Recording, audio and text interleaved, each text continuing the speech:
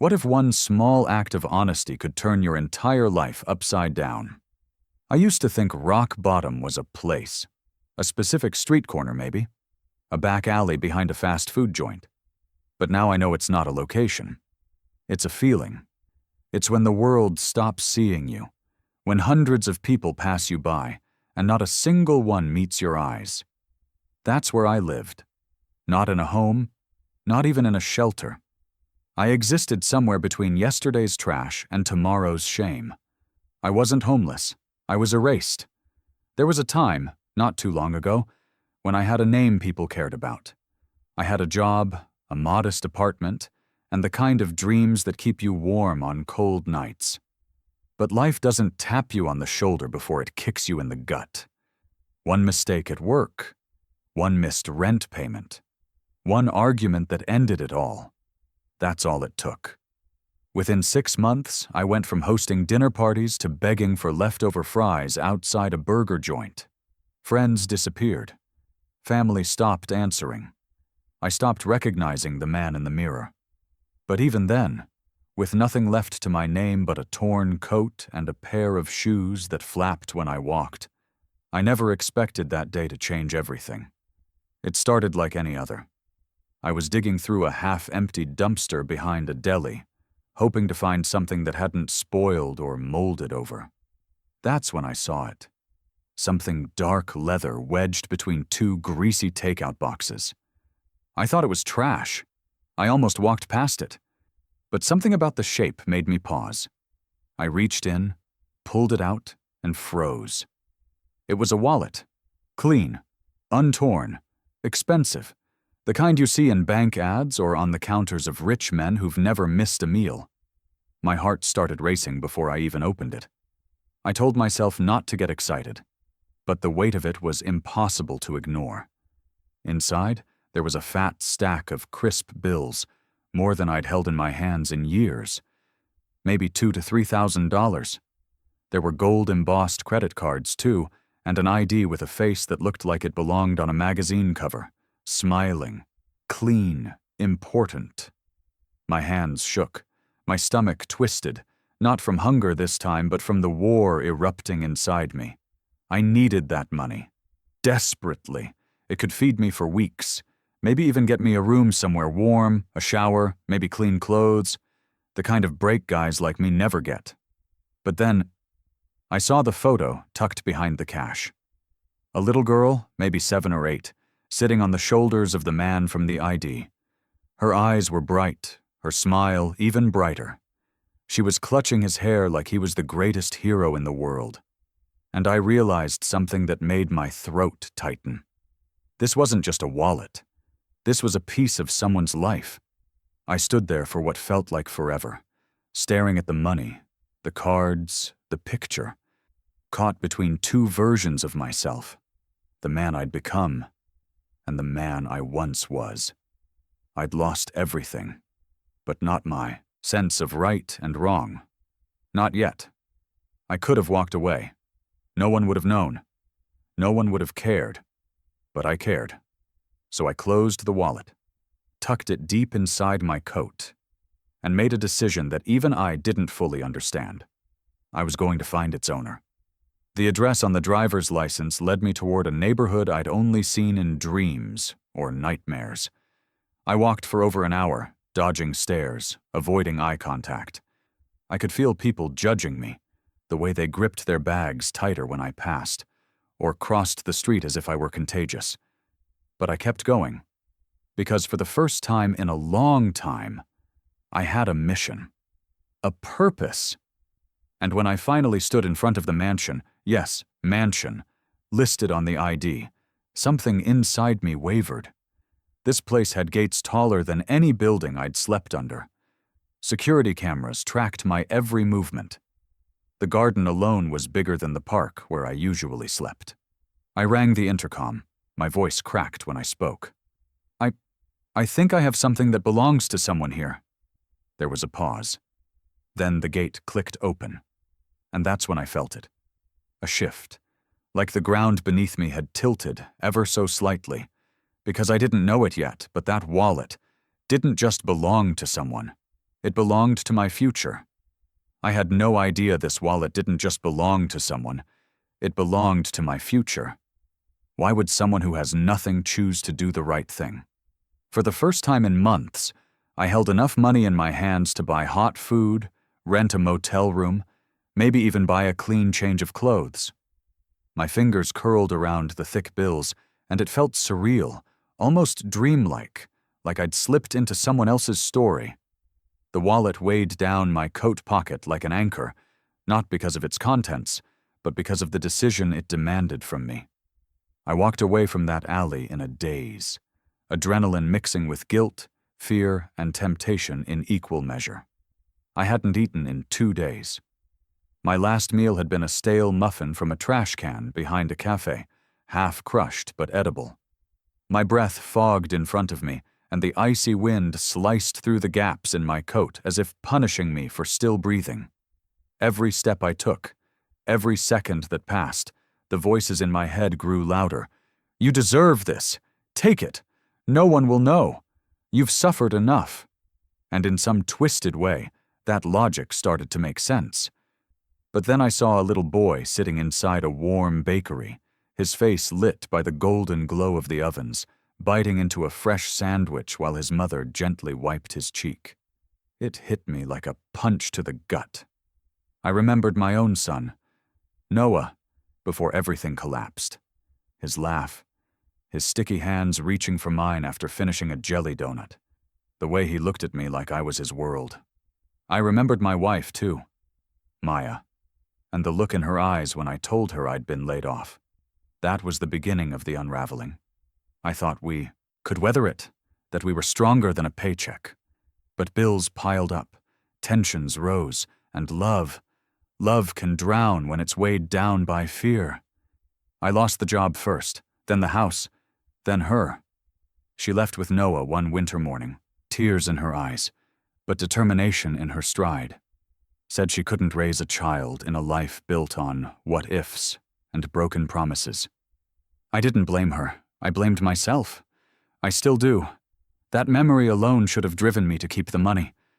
This is your second chance, the darker part of me whispered. But there was another voice, quieter, older, the voice of my mother, who raised me with more values than possessions. She used to say, "Son, the world may take everything from you, but don't ever let it take your integrity. That's the one thing you give away yourself." And that's when it hit me. I hadn't made any real choices in a long time. I'd been reacting, surviving, crawling from one empty night to the next. But now, in this moment, I could actually choose. I could reclaim some small part of who I used to be. I pulled the wallet out again and studied the ID Benjamin Caldwell. The address etched below the photo made my stomach turn. It was in an area so far removed from my world, it might as well have been on another planet. I'd never been north of Hamilton Avenue, let alone into the hills where the houses had names instead of numbers. I imagined marble floors, chandeliered ceilings, and heated pools that no one even swam in. The kind of wealth where losing a wallet might be a minor inconvenience, not the end of the world. Still, I turned toward the address and began to walk. The journey was long. My legs ached from the cold, and every gust of wind seemed to carry the weight of every poor decision I'd ever made.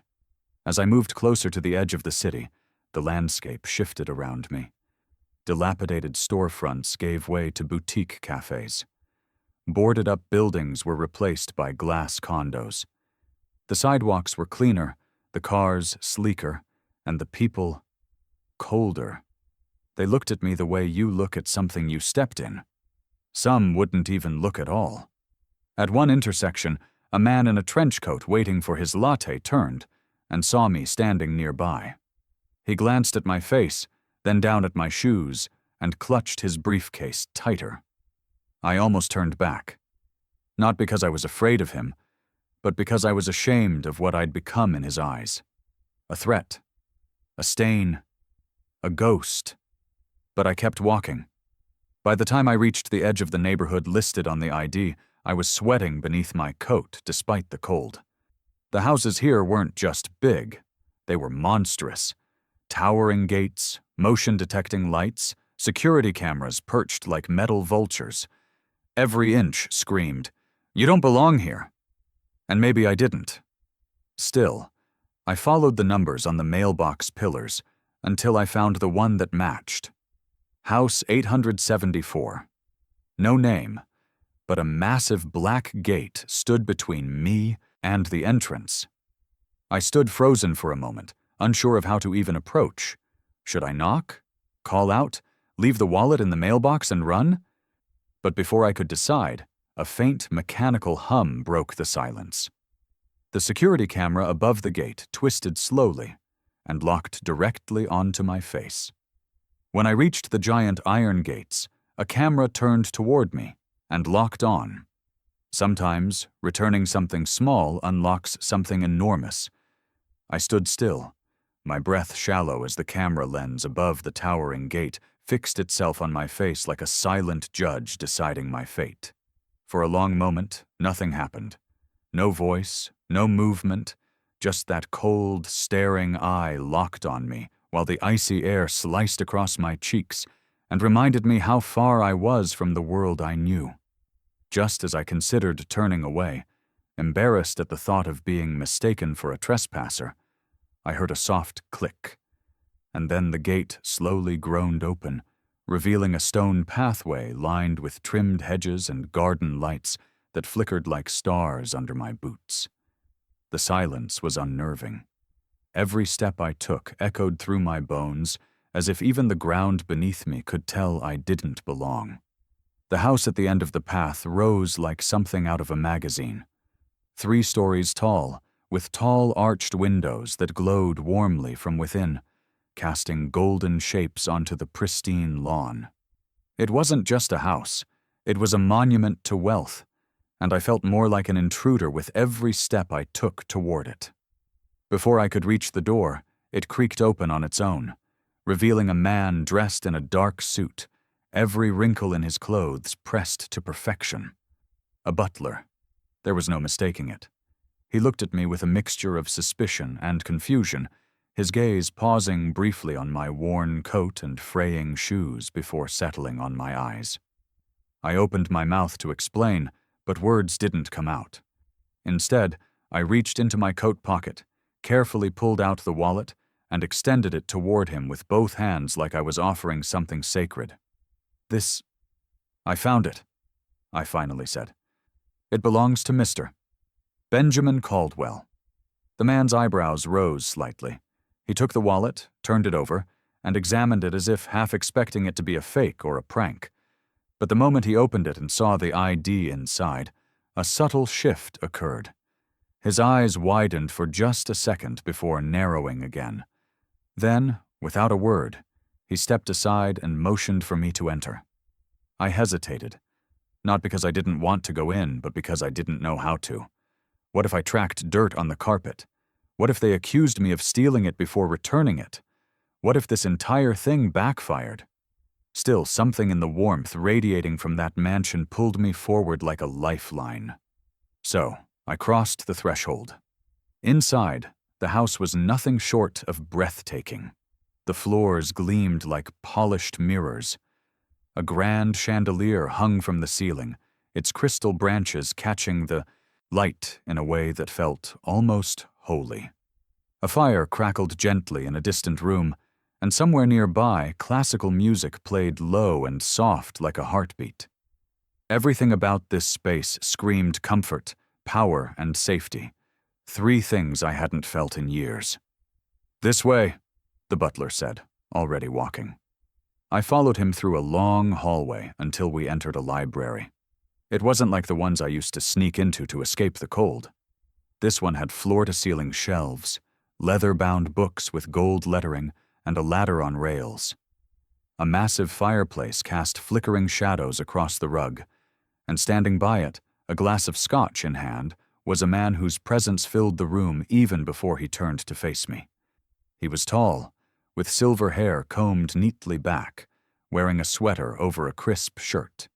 He looked to be in his 70s, but he stood like a man who had never let time take anything from him unwillingly. When his eyes met mine, I felt something shift, an intense, unreadable energy in his stare that made me forget where I was for a moment. "You returned it?" he said softly, stepping forward. "My wallet." I nodded, suddenly aware of how out of place I looked, how I must have smelled, how ridiculous I seemed standing there in clothes I'd worn for 3 weeks straight. "I found it in an alley. Behind Delacroix Deli," I said. "Didn't want to keep it. Just thought you should have it back." He stared at me for another second, then did something I hadn't expected. He smiled. Not the polite, rehearsed smile I'd seen on people trying to end a conversation, but something deeper. Real. "Thank you," he said. "You didn't have to do that." I shrugged. "Maybe not." But I did. He looked down at the wallet, slowly flipping through the cards, the bills, the photo of him with the little girl. "You didn't take a single dollar?" "No," I replied, almost insulted, though I had every reason to understand why he'd ask. "I've lost a lot, but not my integrity." Something flickered across his face when I said that, like a memory or a realization. "You look like you haven't had a meal in days," he said, gesturing to a nearby chair. "Sit. I'll have some tea brought in." Part of me wanted to refuse, out of pride, out of habit, but the other part, the tired, cold, hungry part, sank gratefully into the warmth of that chair as the fire crackled behind me. Minutes later, a tray appeared. Tea, biscuits, and a warm towel for my hands. I sipped carefully, afraid to break something, to be too loud, to be too wrong in this perfect world. He sat across from me and asked, "What's your name?" I hesitated. "James." "Just James?" I smiled faintly. "For now." He nodded as if that was the answer he expected. We talked, for hours it felt like. I told him pieces of my story, the parts I could say without crumbling. He didn't interrupt, didn't judge, just listened. And in that, silence. Something strange happened. I started to feel human again. There was something about him, Benjamin, that didn't fit the house he lived in. He wasn't arrogant or fake or distant. He looked at me like I mattered, like he saw me. And that, after so long being invisible, was the strangest feeling of all. When the clock chimed 8, Benjamin rose from his seat. His face had changed slightly, serious now, focused. "Wait here," he said, setting his glass down. "There's something I need to show you." Then the man stood up and said, "Wait here. There's something I need to show you. What would you do if a stranger treated you better than your own blood ever did?" The moment Benjamin left the room, I sat there alone in that oversized chair, wondering what the hell I had just stepped into. The warmth of the fire against my back felt unreal.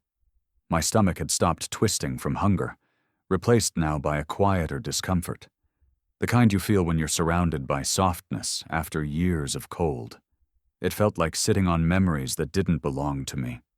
The teacup in my hand trembled slightly, not because of the chill, but because I couldn't remember the last time someone had offered me anything without expecting something in return. When Benjamin returned, his tone was casual, but his words struck me harder than any gust of wind I'd ever faced out there in the streets. "You should stay the night," he said, setting a blanket over the back of the chair across from me.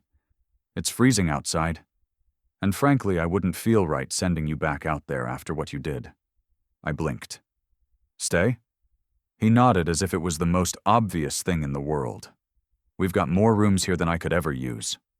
One night won't make a dent in anything. You can have a hot shower, change into some clean clothes, sleep in a warm bed. No catch. No questions, no catch." That's what he said.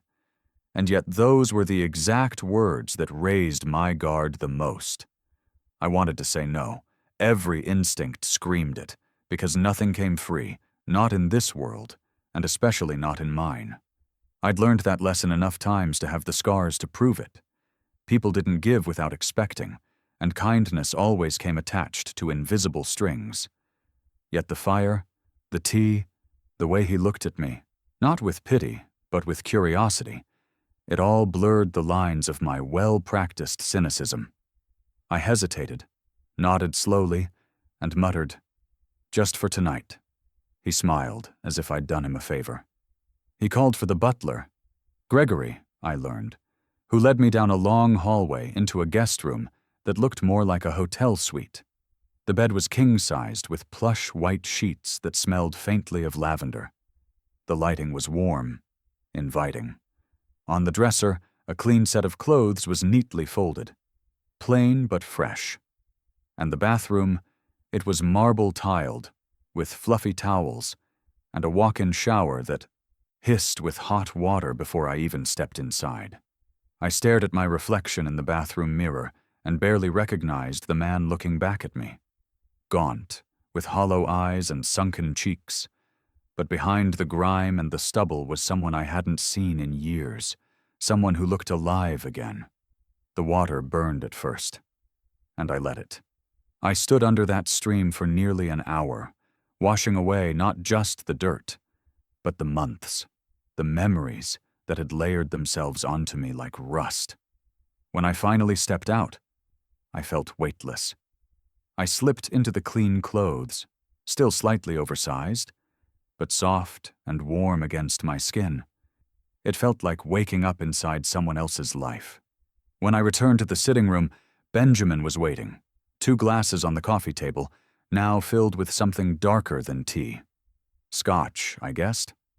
He offered one, and I took it with a quiet nod, careful not to appear too eager. We sat by the fire, and for the first time in years, I spoke. Not everything, but enough. I told him about the job I lost. I'd been a line supervisor at a warehouse, laid off during a restructuring that no one warned us about. I told him about the eviction notice taped to my apartment door, the calls that stopped coming from my family, the final conversation with my wife, where we said too much and not enough. I told him about the parks, the shelters, the nights I spent behind grocery stores and the mornings I woke up stiff, frozen, and still invisible. He listened, not with empty nods or rushed interruptions, but with real silence, the kind that invites truth. He never once looked away, never checked his watch or glanced at his phone. And though I couldn't quite explain why, I found myself saying more than I had to anyone in years. "Why are you being so kind?"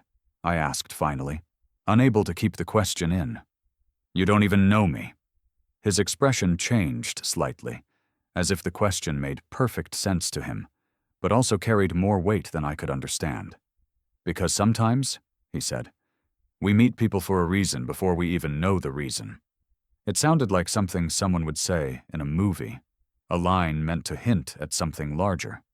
But before I could press him, he stood, walked over to the window and stared out into the cold night. "I'm not a religious man," he added, "but I do believe in fate." He said goodnight shortly after that, telling me to help myself to anything in the kitchen if I got hungry. I thanked him, awkwardly, clumsily, and returned to the guest room, where I sat on the edge of the bed for a long while, unsure whether to sleep or simply wait for it all to disappear. Eventually, the exhaustion won.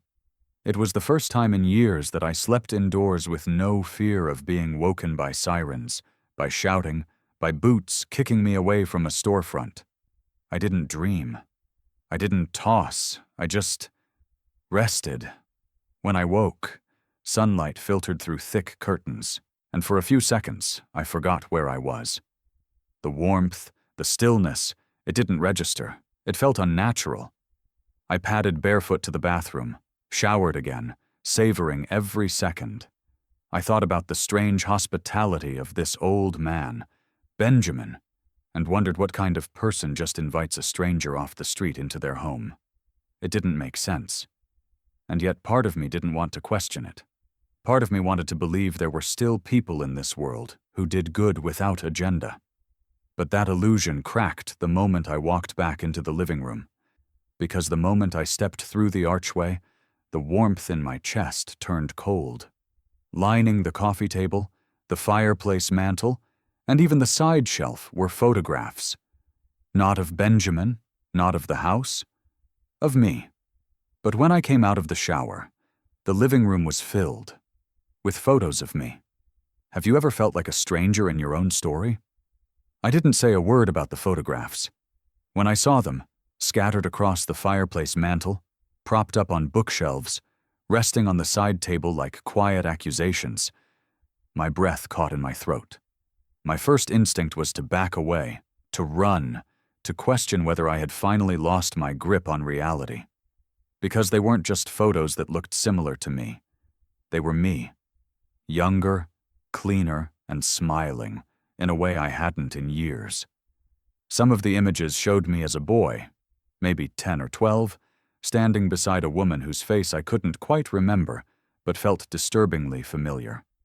Others captured fleeting moments, a school picture, a blurry image of a teenager laughing mid-conversation, one of a young man near what looked like a cabin in the woods. I hadn't been in those places.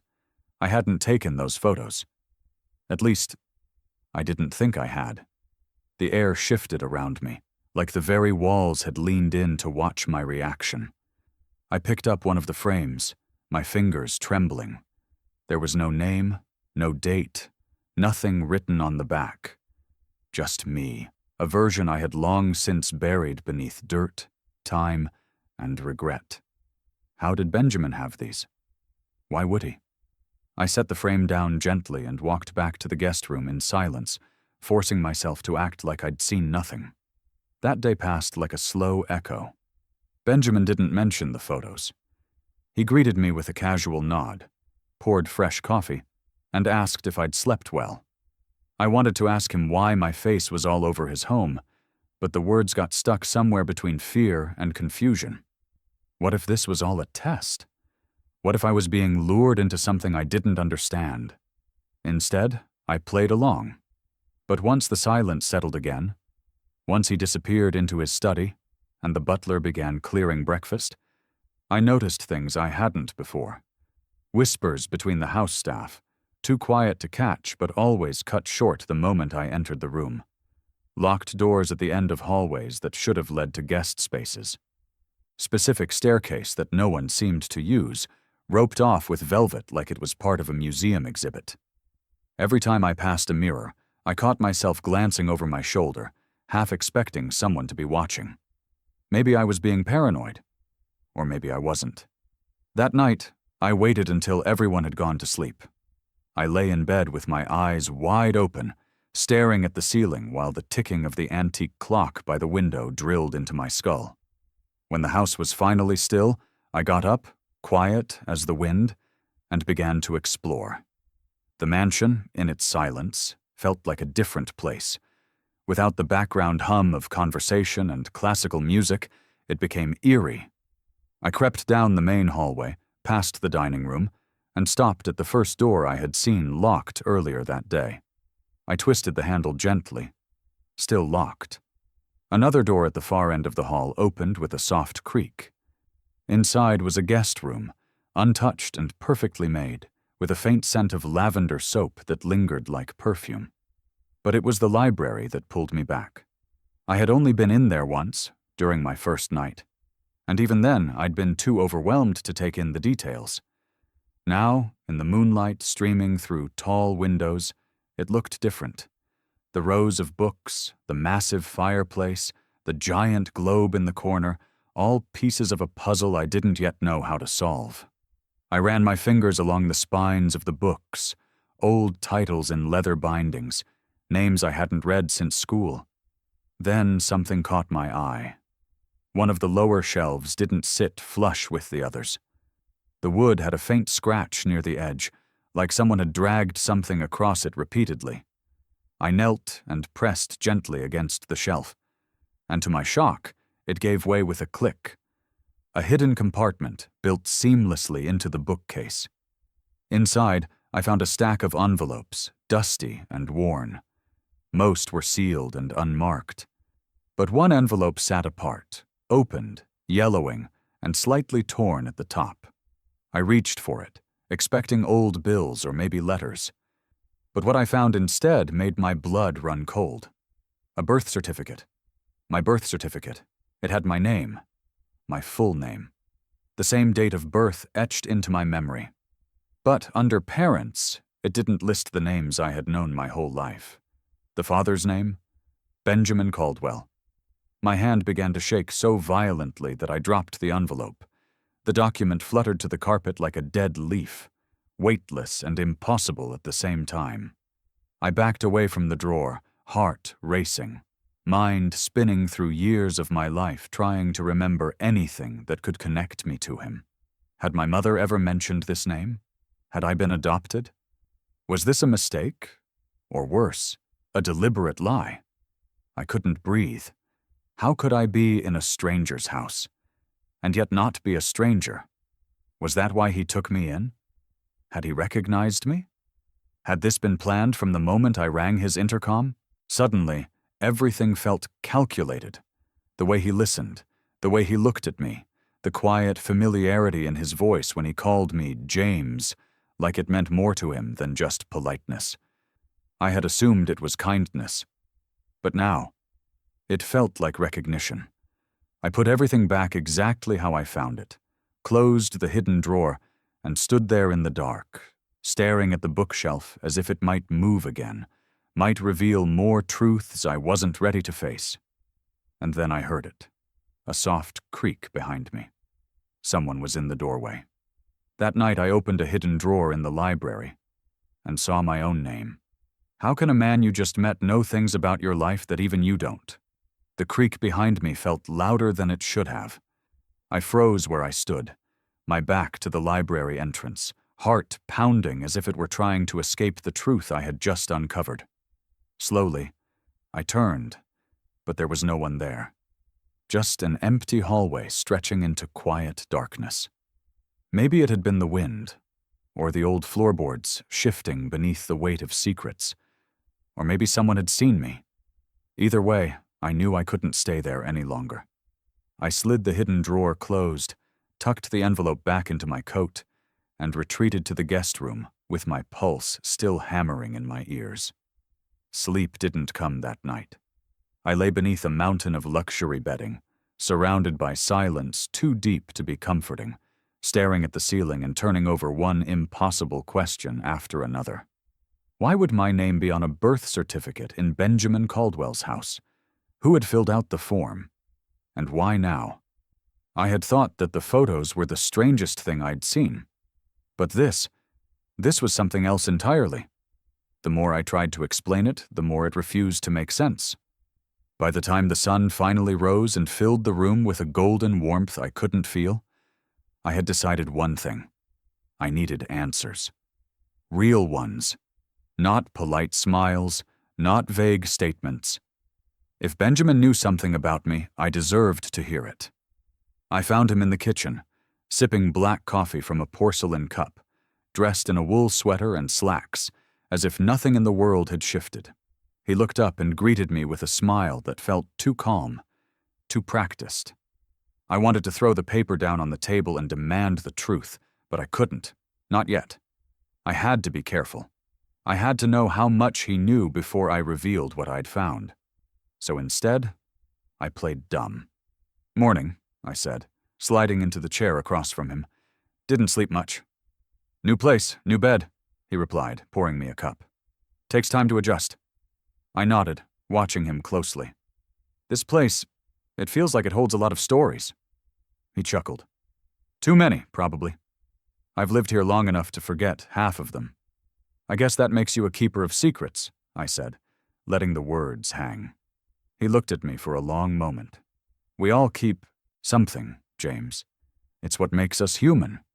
That was when I pulled the envelope from my coat, laid it gently on the table, and asked, as casually as I could manage, "Is this one of them?" He didn't flinch, didn't panic. He stared at it for a moment, then lifted the flap and removed the birth certificate, my birth certificate, and examined it as if seeing it for the first time. His expression was unreadable. And then, slowly, he looked up and said the one thing I hadn't expected. "You weren't supposed to find this yet." My throat tightened. "So it's real?" He nodded. "But how? Why is your name listed as my father?" He leaned back, exhaled, and stared at the garden through the window for a while before answering. "Because life doesn't always unfold in the order we expect," he said. Sometimes people make choices they regret. Sometimes they're forced to give up things they can't forget. I felt like the room had tilted. You're saying you're my father? I'm saying everything happens for a reason, he replied. That sentence hit harder than any confession. He didn't say yes, but he didn't say no either. And that was somehow worse. It was like being handed a locked box without the key, just enough to know something valuable was inside, but not enough to open it. I stood up, pacing now.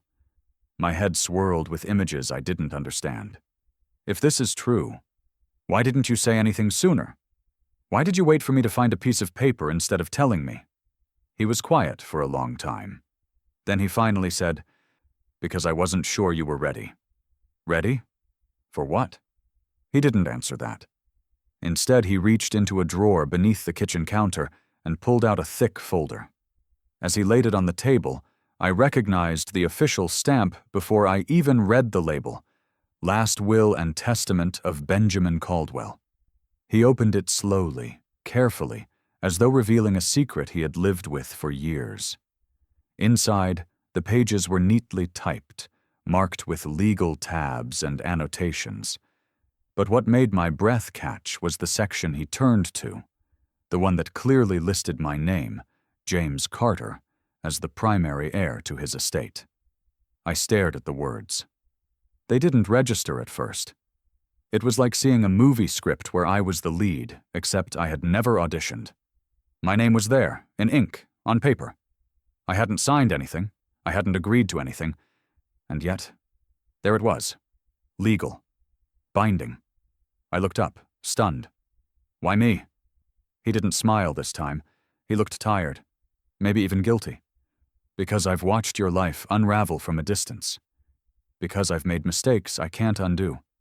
And because no one else deserves to carry forward what I built. I couldn't breathe. The house, the inheritance, the documents. It was all too much. I came here with a wallet. I expected a thank you, maybe a sandwich. Not a bloodline. Not a legacy. Not this. You think this makes up for everything? I asked, voice shaking. For disappearing? For not being there? He didn't argue. He just said, "It's not meant to make up for anything. It's meant to give you something new." A long silence stretched between us. And then, as if the moment hadn't already turned my world upside down, he closed the folder gently, slid it toward me, and said with an expression I couldn't read, "Are you ready for your real inheritance?" Then he smiled and said, "Are you ready for your real inheritance?" Sometimes strangers aren't strangers, they're just forgotten family. There are moments in life so surreal, so painfully delicate, that you question whether you're truly awake or simply drifting through the echo of a dream. Sitting in Benjamin Caldwell's grand study, staring down at legal documents with my name written across them in crisp, unwavering ink, I felt exactly that. Like I had stumbled into someone else's identity, someone else's destiny, while still wearing the tattered clothes of the man I used to be. My mind couldn't catch up to the pace of what was unfolding. One moment I had been scraping by on street corners, chasing discarded crumbs and sleeping beside forgotten alleys. Now I was being told I was the heir to a mansion, a legacy, a bloodline I had never known existed. And yet, even in the quiet certainty of those papers, I could feel something else hidden just beneath Benjamin's polished words. Something unsaid. Something older than the pages we shared. Later that day, after the air between us had cooled slightly, he invited me to join him on the balcony just outside the sunroom. The garden stretched below us in perfect symmetry, fountains humming gently like lullabies for ghosts. He stood there with a glass in hand, looking not at the flowers, but far beyond them, into a memory I could tell still lived behind his eyes. "You remind me of someone," he said finally, his voice softer than usual, laced with something almost fragile. I didn't respond. I waited. "My son," he said. "He died in a car accident, 34 years ago. He was just 20 and not twisted in my chest. His voice didn't break, but it trembled. and that tremble held 1,000 words he would never say. "I haven't spoken his name in over a decade," Benjamin continued. "Too many years spent trying to forget what couldn't be forgotten. He was reckless, brilliant, stubborn, and honest. So much like you, I didn't know what to say. How do you speak into someone's grief when your own life is still a wound? How do you carry another man's loss when you're still dragging your own? I think that's why I let you in," he added. "Why I didn't ask too many questions. You walked through that gate, and for a moment, it was like seeing a shadow I thought I'd buried long ago." I turned to him, the weight of his words pressing down on me. "You think I'm like him?" "I know you are," he said. "But I also know you're not him. And that's exactly why I want to give you something he never had." He gestured toward the mansion behind us, its towering walls, the manicured estate, the legacy carved into every stone. "This house, this land, the investments, the companies, it's all structured. Legal. But more than that, it's personal. I want you to have it. All of it." I stared at him, completely still, unable to breathe. "Why me?" I asked, not because I hadn't already heard his reasons, but because part of me still needed to believe this was a mistake, or a test, or some strange act of charity. Because the alternative, that this was real, that I might actually belong here, was almost too much to hold. He looked at me with that same calm, steady gaze. "Because everyone deserves a second chance, James. Some people never get one. You didn't just return a wallet. You returned something I thought I'd lost long ago, a reason to believe again." The sincerity in his voice broke something inside me. My throat tightened, and I turned away, blinking hard as tears rose uninvited. I hadn't cried in years. Not when I lost my job. Not when I watched my wife walk away. Not when the cold nearly killed me outside a bus terminal in January. But now, on this balcony, surrounded by stone lions and marble pillars, I found myself unraveling. Because I wanted to believe him. I wanted to say yes. To step into this life like it was meant for me. But the shadows of my past clung too tightly. "Do you really think someone like me can belong in a place like this?" I asked, my voice hoarse. Benjamin didn't hesitate. "Yes, because you already do." Still, I hesitated. What if it was all a trap? What if he regretted this tomorrow? What if some lawyer showed up and declared it all invalid? What if I failed him like I had failed everyone else? He saw the fear in my eyes. Maybe he expected it. Maybe he'd felt it himself once. He reached out and placed a hand on my shoulder. And in that moment, there was no wealth, no power, no mansion between us. Just two men, broken in different ways, trying to stitch something whole from the scraps. "I'm not asking you to change overnight," he said, "but I'm offering you the chance to begin again." I didn't answer, not yet, because acceptance isn't born in words. It's forged in time. But in my heart, I felt something shift, the beginnings of trust, of hope. Then, just as I was about to retreat back inside and let the moment settle, Benjamin's tone changed. It became sharper, focused. "There's one thing, though," he said, almost casually, "before anything moves forward. Before the transfer, before the papers are signed," I looked at him. "There's one last thing you need to do for me. But first," he said, "there's one last thing you need to do for me." A simple errand turned into a trap, and I never saw it coming. He handed me the envelope like it was nothing, thin, unmarked, sealed with red wax and no label. Benjamin didn't say much, just that it had to be delivered personally to someone downtown. A man named Alan Marks, who owned a shop on 12th Street and didn't believe in phones, emails, or second chances. It sounded simple enough. Walk into the city, drop it off, come back. Nothing illegal, nothing complicated, just a small favor in return for everything he'd offered, a show of trust. And yet, from the moment I took the envelope, I felt something wrong sink into the pit of my stomach. Maybe it was the way his voice slightly tightened when he said the name. Or maybe it was the way he didn't meet my eyes as he passed it to me, as though the envelope itself carried weight heavier than its size suggested. But I didn't question him. Not then. After everything he had given me, food, shelter, warmth, and the first hint of a future, how could I say no to a simple delivery? So, I agreed. The city felt different now. I wasn't walking through it as a beggar or a ghost, but as a man with a purpose, a man holding something that mattered. The world didn't seem quite so gray. The pavement didn't echo so hollow beneath my shoes. But still, I kept checking over my shoulder. A habit from the streets that never truly leaves. And that's when I saw him, the man in black. At first I thought he was just a commuter. His black trench coat, polished shoes, and sunglasses didn't scream trouble. But every time I turned a corner, he followed. When I crossed the street, he crossed too. When I paused at a red light, pretending to check a storefront, he paused exactly 5 feet behind me. I told myself I was overthinking it. Paranoia from years of mistrust. But the feeling wouldn't go away. I took longer routes, dipped into alleyways, doubled back. And every time, he reappeared, always silent, always watching. By the time I reached the address Benjamin had given me, a run-down building wedged between a laundromat and an abandoned bakery, I was soaked in sweat despite the chill. The shop was closed, the windows dusty, the sign above the door faded beyond recognition. I knocked. No answer. Knocked again. Nothing.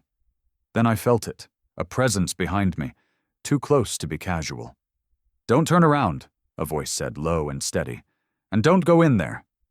I froze, my fingers clenched around the envelope. "Who are you?" "Someone who knows Benjamin Caldwell far better than you do." The man stepped into view, revealing a sharp jawline, expressionless eyes, and a voice that oozed authority. He didn't look angry, just deadly calm. "You have no idea what you're carrying," he said. "It's just a letter," I replied, though the doubt had already begun to rise. He shook his head. "That's what he told you." "Just like he tells everyone. Why are you following me?" I demanded. "Because I've seen what happens to people who do what you're about to do. And I don't want your blood on my conscience." A silence stretched between us, heavy and strange. "Look," I said, my voice shaking slightly. "I don't know what you're talking about. He asked me to deliver this. That's it." "That envelope is a key," the man replied. "Not to a shop. To something far worse. Once you hand it over, you're part of it. And trust me, you don't want to be part of his world." Something in his eyes made my stomach churn. It wasn't fear he was trying to project. It was pity. "I don't believe you," I whispered, mostly to convince myself. "Then go ahead," he said, taking a step back. "But don't say you weren't warned." I didn't wait to see if he followed. I turned and ran, not back to the shop, but straight through the back alley behind it. My breath came in bursts. My chest ached. The envelope felt like it was burning a hole through my coat. Everything about the city seemed distorted now. Every shadow a threat. Every stranger a spy. And the more I thought about the man's words, the more they started to make a terrifying kind of sense. I took the long way back, through winding alleys, past homeless camps I once called home.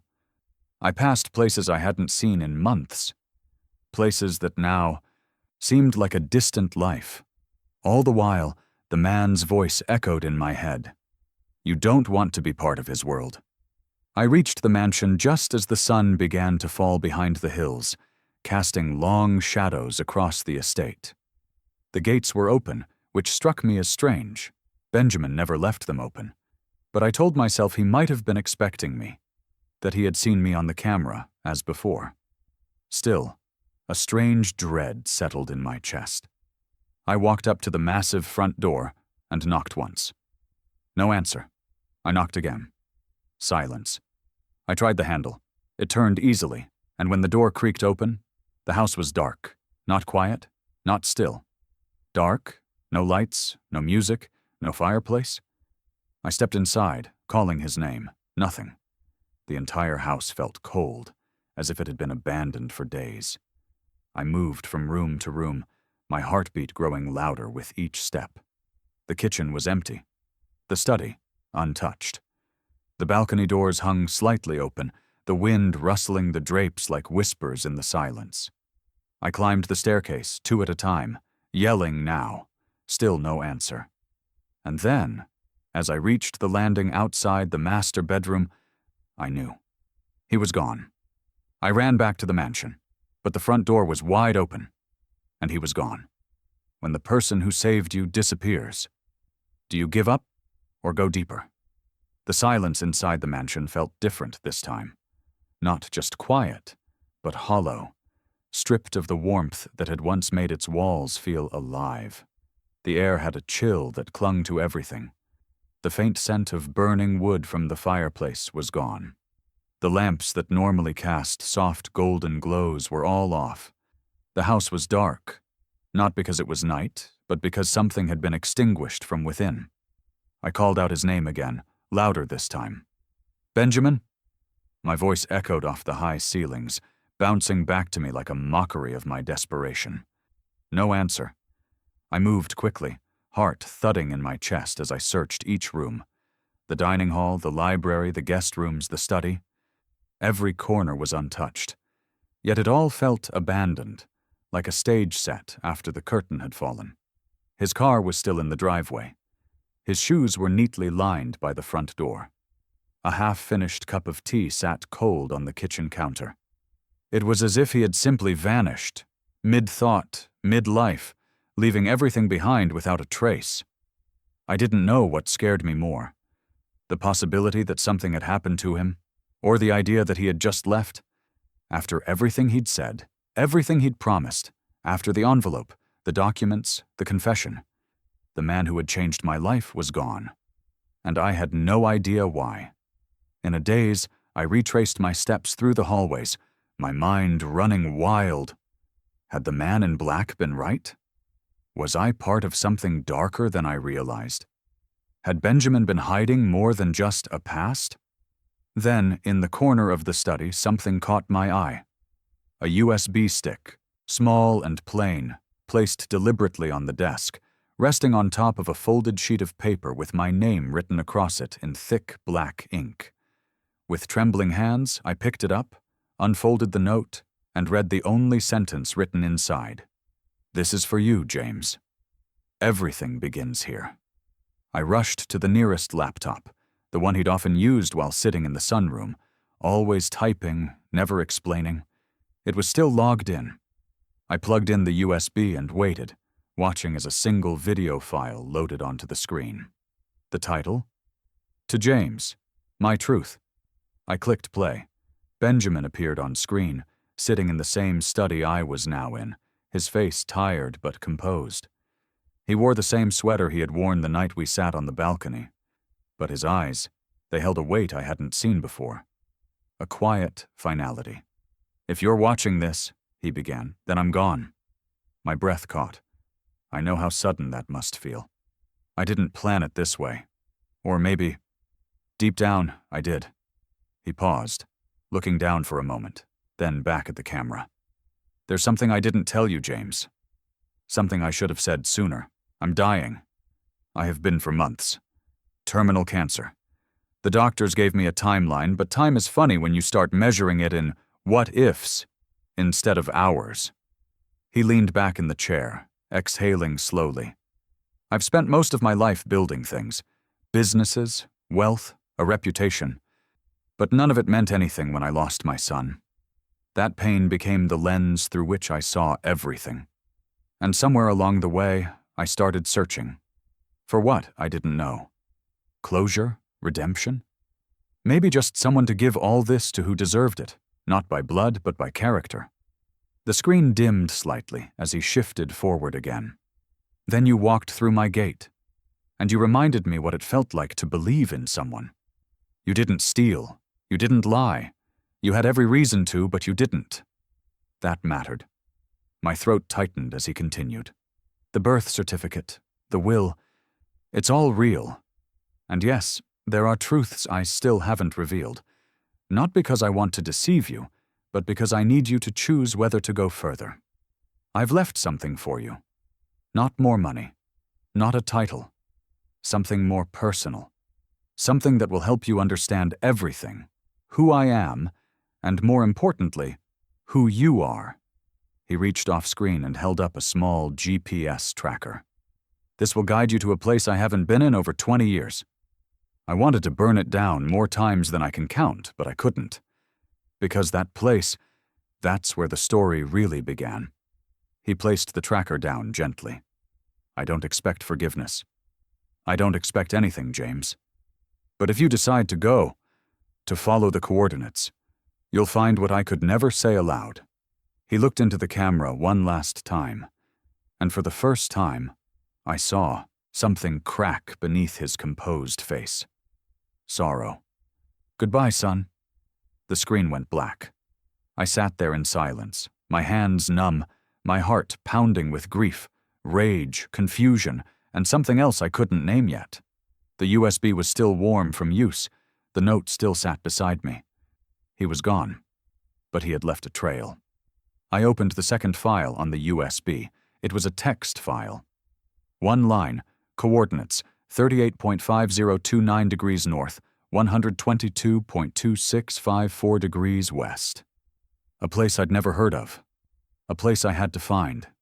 The video ends with GPS coordinates to somewhere I'd never been. To understand who you are, sometimes you have to dig up who you were. The coordinates burned into my mind as I left the mansion behind.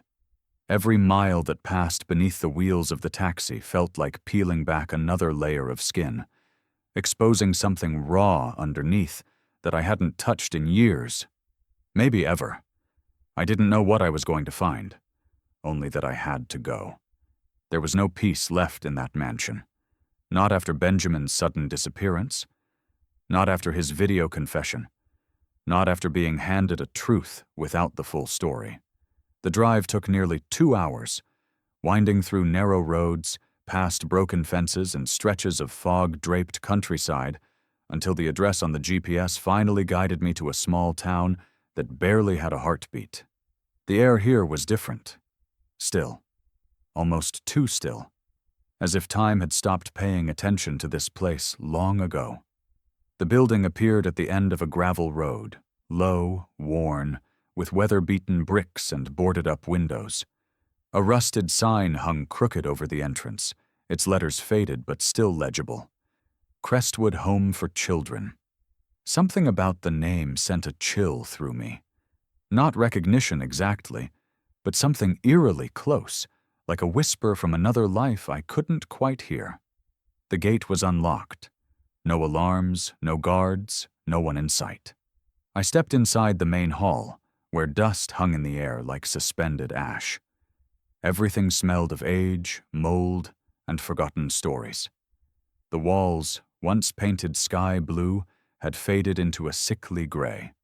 Childlike murals peeled from the corners, and the silence was so complete it made every footstep sound like a scream. I wandered through the empty rooms, past broken furniture and scattered toys that hadn't been touched in decades. Then I saw the door marked Records, half off its hinges. Inside was a filing room, its cabinets lined up like gravestones. I began searching through drawers, unsure what I was looking for, until I found a cabinet labeled Admissions, 1985 to 1990. I pulled the drawer open and froze.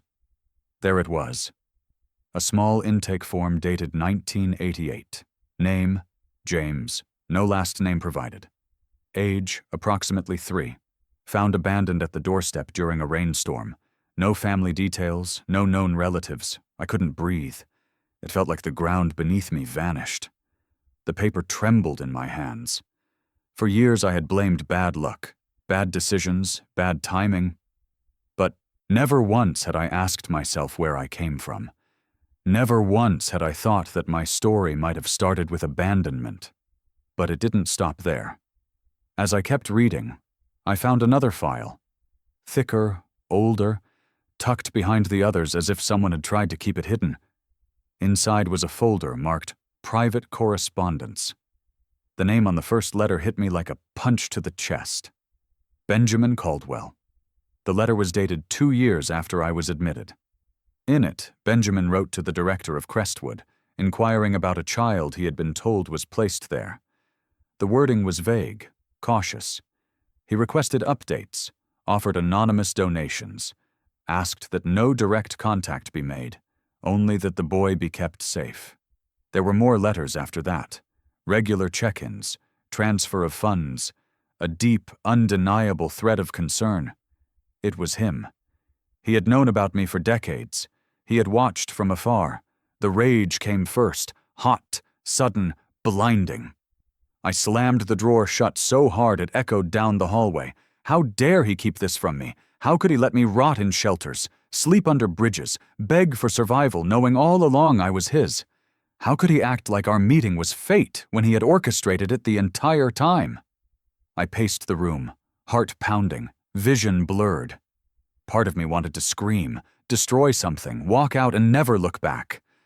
But another part, a quieter, aching part, understood. He had tried to reach out in his own broken way. Maybe shame stopped him, maybe fear, maybe grief. But he hadn't forgotten me. He hadn't abandoned me like the others. And that realization hit harder than anything else.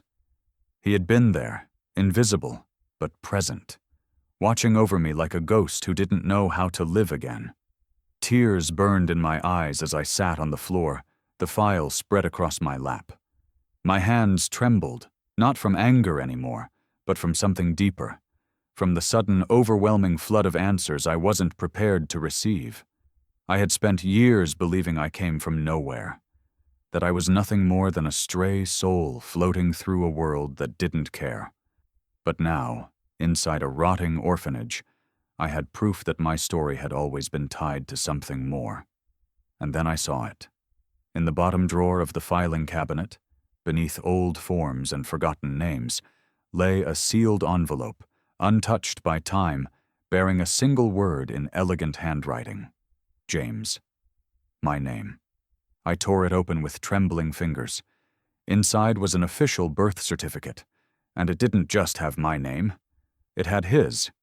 In the final drawer, I found my real birth certificate. Turns out the home I thought I stumbled into was always mine. I sat there on the cracked tile floor of the abandoned orphanage, holding my birth certificate like it was a key to a door I never knew existed. And now that I had it, I wasn't sure whether I wanted to open that door or run from it. The name written beneath Father confirmed what every letter, every shadowed memory, and every choice Benjamin had made was pointing to all along. I wasn't just some stranger he had shown kindness to. I was his son, his only son. The pieces all began to align in ways too perfect to be coincidence. The photographs in the mansion, the hesitations in his voice, the way he had studied me like a reflection he hadn't seen in years. He had watched me grow up from a distance, helpless to intervene, or maybe unwilling, paralyzed by guilt or grief or fear. Whatever the reason, I finally understood now that he hadn't just chosen me as an heir out of charity. He had chosen me because deep down, he already knew I belonged there. I left the orphanage with that document tucked safely in my coat, and I walked back through that town as someone new, not a stranger, not a forgotten soul, but a man with roots, with history, with something tying him to the world again. The mansion, when I returned to it, no longer felt like a palace I had trespassed into.